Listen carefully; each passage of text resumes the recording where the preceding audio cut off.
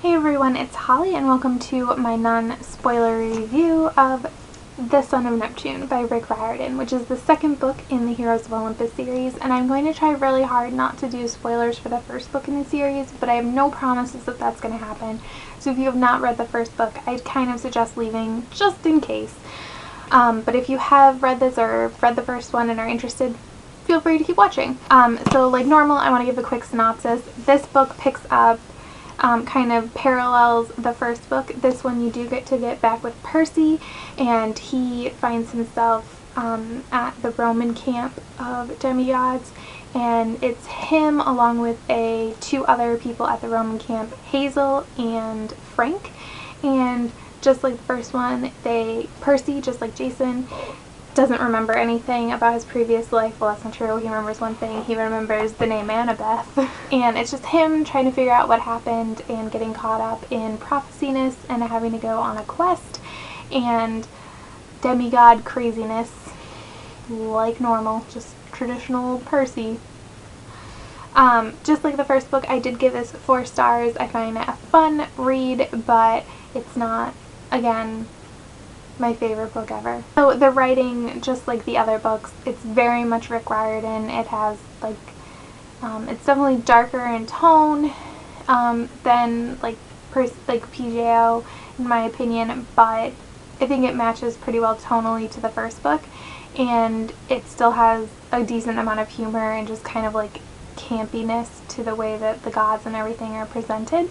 And it is told in third person, just like the first book, alternating between 3 POVs, so Percy, Hazel, and Frank. So let's talk about the 3. The series is definitely continuing with the diversity that started in the first book.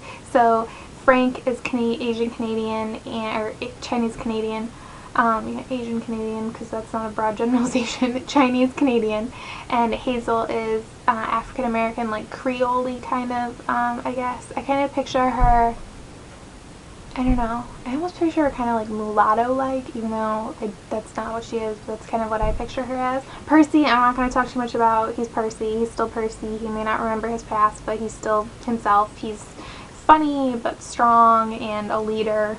But Hazel I found really interesting and really great. Her story actually is pretty similar to, or like connects to a character in a adult paranormal romance that I read, so that person must be a real historical figure or something, because what are the chances? I found Hazel very interesting, and I want to know more about her, and I'm very excited to like get into her backstory more and her head more and see like where she's coming from. And then Frank, initially I was kind of unsure about him.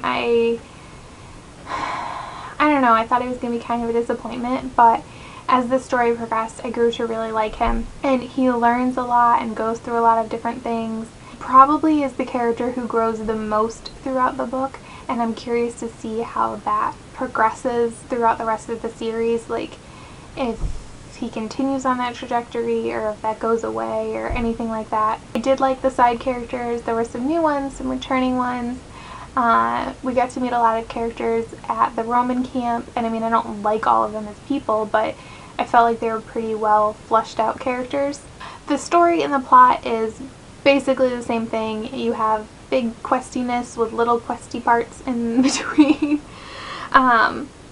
Like, you know, they have to be somewhere within a certain amount of time to accomplish something, and they face struggles along the way. I will say I did really enjoy being at the Roman camp. It's just a completely different kind of society than Camp Half-Blood, and I feel like that's really nice to see. It's nice to see that there's multiple outlooks on life and being a demigod and what that means and how that affects your life long term. And it kind of just adds more layers and perceptions to the story. You can kind of look at it from a different point of view, and neither one is wrong or bad. It's just different. I also think it's really interesting to see the gods in their Roman forms versus the Greek forms, like how they're different personalities but like sort of the same, and that was kind of interesting. I really liked that. The last is what I recommend. So like I said in my Lost Hero review, My answer is probably going to be the same for all of these, and that's if you liked Rick Riordan's other books and you liked like Percy Jackson and the Olympians, I think you would like this series.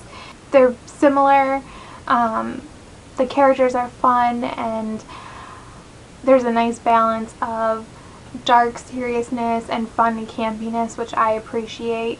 So if you like the other stuff, you'll like this.